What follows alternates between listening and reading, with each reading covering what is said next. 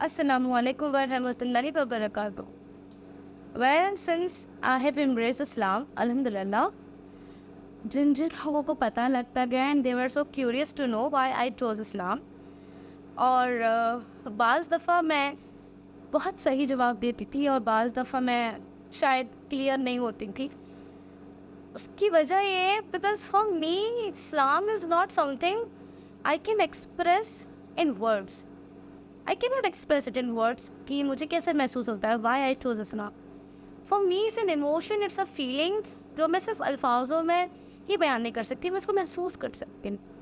लेकिन हर बार ये सवाल रिपीट करने पर मैं आज उसका कोशिश करूँगी कि धीरे धीरे करके मैं सब चीज़ों को क्लियर करूँ कि Y I chose Islam.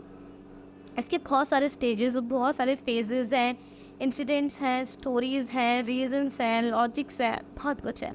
And this will come step by step and I hope कि आप लोग समझें और कोशिश करें कि ये सब चीज़ें कैसे एक रिवर्ट एक किसी भी गैर मुस्लिम की ज़िंदगी में होती हैं और कितना मुश्किल होता है उसके लिए इन सब चीज़ों को डिफरेंट को समझ के उसको एक्सेप्ट कर पाना। और इसका मेन ये है कि मैं कोशिश करूँगी कि कुछ ऐसी चीज़ें निकलें इंशाल्लाह। आई गेस इंशाल्लाह ज़रूर निकलेंगी कि जो मेरे मुसलमान बहन भाइयों को इंस्पायर करें, मोटिवेट करें, या कुछ अच्छा सीखने को मिलेगा इंशाअल्लाह ताला, और मुझे भी इंशाअल्लाह ताला और अच्छा करने को मिलेगा। तो बहरहाल I come from a background where my family and my belongings were so conservative and religious. They were so practicing. They are still practicing.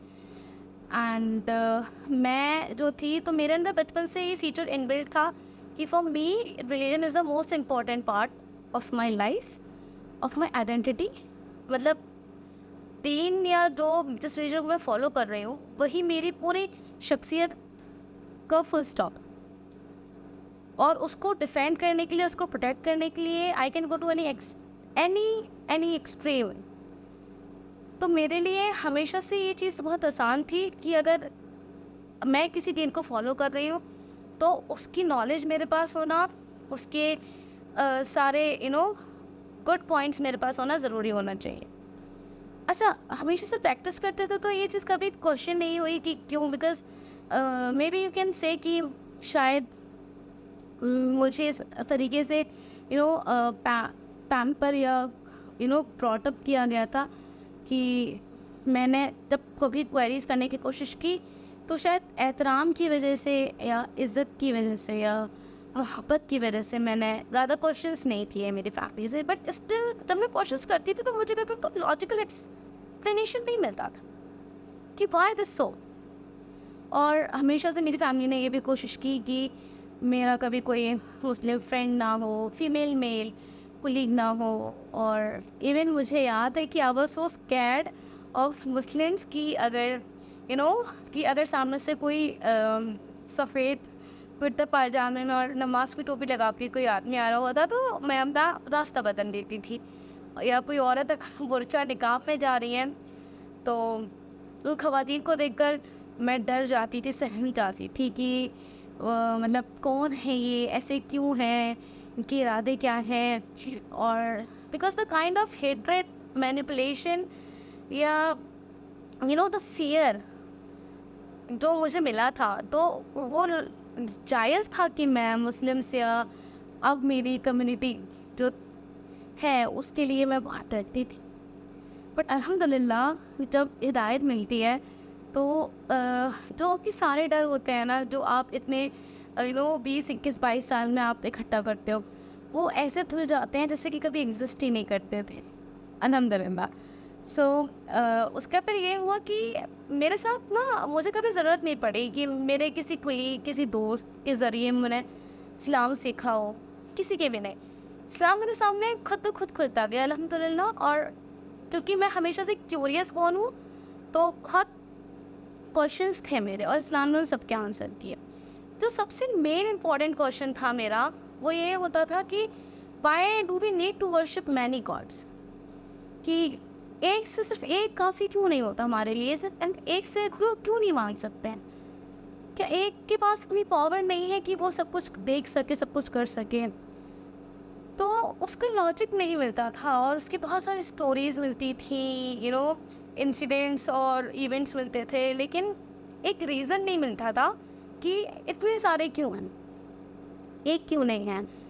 लेकिन वो चीज़ मुझे इस्लाम में मिली, जिसको हम कहते हैं तौहीद, तो सबसे अहम है। इस्लाम ने मुझे ये दिया और समझाया कि आपको आपकी ज़रूरतें मांगने के लिए कई सारे गॉड्स में बिलीव करने की ज़रूरत नहीं, एक आपके लिए काफ़ी है। और ना ये ज़रूरत है कि आप अपना कंसंट्रेशन अपने प्रेयर्स में या द वे यू वर्शिप, उसमें आपको एक आइडियल, एक फ़ोटो, एक स्टेट की नीड है। No, all you need is intention and devotion, and that's more than enough. ये चीज़ें आपके लिए सबसे अहम है। और जब आप नियत करते हैं तो यकीन जाने अल्लाह आपके लिए हर मुश्किल से मुश्किल चीज़ ना ऐसे आसान कर देता है, लाइक बहुत ईजी।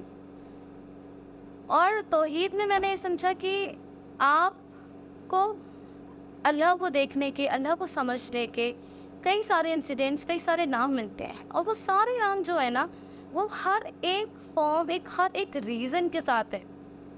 वो ऐसे ही जस्ट बिकॉज वो इन्वेंट नहीं कर दिए गए हैं, नाउज़ बिल्ला। वो एक रीज़न, एक एक लॉजिक, एक बात, उसका एक फीचर बताते हैं, अल्लाह की क्वालिटी, अल्लाह का कैरेक्टरिस्टिक एक्सप्लेन करते हैं। सुभान अल्लाह। और ये बहुत इम्पोर्टेंट था। और एक एग्ज़ाम्पल जो मुझसे अभी भी लोग अगर पूछते हैं कि डिफरेंस क्या है कि अल्लाह में और बाकी गॉड्स में, तो मैं हमेशा ये एग्ज़ाम्पल अपने साथ रखती हूँ जो मैंने खुद बनाया है। एंड आई होप सो कि अगर आपसे कल को कभी कोई ये सवाल करे, आपके पास लॉजिक होगा, और होना भी चाहिए। तो मैं ये एग्ज़ाम्पल देती हूँ कि सपोज़ करें, फ़र्ज़ करें कि आप एक बहुत बड़ी कंपनी के मालिक हैं और उस कंपनी में लगाई हुई हर चीज़ आपकी है। पैसा, एम्प्लॉयज़, मेहनत, वक्त, एनर्जी, सब कुछ आपका है, किसी का कोई कॉन्ट्रीब्यूशन नहीं है। पर वहाँ काम करने वाला हर बंदा आपको अपना सब कुछ मानता है, आपकी कही हुई बात उसके लिए पत्थर की लकीर है। और एकदम से कोई आता है और कहता है कि वो आपकी उस तमाम मिल्कियत में बराबर का हिस्सेदार है।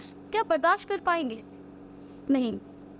हम एक ह्यूमन फॉर्म में भी, कितना भी हमारा बड़ा दिल हो, हम ये बर्दाश्त नहीं कर सकते कि हम अपने बराबर लाकर किसी को खड़ा करते हैं, उसका कोई कंट्रीब्यूशन नहीं है, जिसने कुछ नहीं किया, और वो बराबर का क्रेडिट दिया जाए। हम नहीं कर सकते बर्दाश्त। तो नौज़ बिल्ला, हम कैसे ये सोच सकते हैं कि अल्लाह ताला जो अल हय्युम अल क़य्यूम है, जो मलिकुल मुल्क है, अल वाहिद है, वो अपने साथ किसी को शरीक करेगा, वो अपनी पावर में किसी को बांटेगा। हम जिस प्लेनेट पे रहते हैं, ऐसे न जाने कितने प्लैनेट्स हैं और कितनी गैलेक्सीज़ हैं, कितने यूनिवर्सेस हैं जिसका हमें इल्म भी नहीं है, लेकिन वो एग्जिस्ट करते हैं। और वो एग्जिस्ट करते हैं तो उनका एम सिर्फ अल्लाह के पास है, क्योंकि वो आलिम है, अल हाकिम है, और वो सिर्फ वही है अल्लाह की जो गैब की बातों को जानता है, वो सिर्फ अल्लाह जानता है। लेकिन स्टिल वो एग्जिस्ट करते हैं, तो हम उस पर क्वेश्चन नहीं कर सकते हैं कि क्यों अल्लाह ने किसी को असिस्ट नहीं किया कि वो चीज़ें वो हैंडल कर सके। बस he is sufficient in himself, वो काफ़ी है। बहुत क्लियर हो जाता है कि जब तौहीद मिलती है हमें, तो तौहीद के साथ हमें समझ आता है कि हमें अपनी चीज़ों को मांगने के लिए, हमें किसी के आगे हाथ फैलाने के लिए, रोने के लिए किसी आइडियल की ज़रूरत नहीं है, किसी ज़रिए की ज़रूरत नहीं है कि हम उसके थ्रू कनेक्ट करेंगे तब वो हमें हमारे रब, हमारे क्रिएटर से मिल पाएगा। हमें सिर्फ जा नमाज़ बिछानी है, हमें सिर्फ नमाज़ पढ़नी है, और सलाह पढ़ के हम अल्लाह से जो मांगे वो मिल सकता है। बिना सलाह पढ़े भी हम मांग सकते, क्योंकि दुआ का कोई ख़ास मुकर्रर वक्त नहीं है। आप कभी भी कहीं भी कैसे भी मांग सकते, और आप एक ही से मांग सकते, क्योंकि वो एक काफ़ी होगा आपकी तमाम ज़रूरतों को पूरा कर।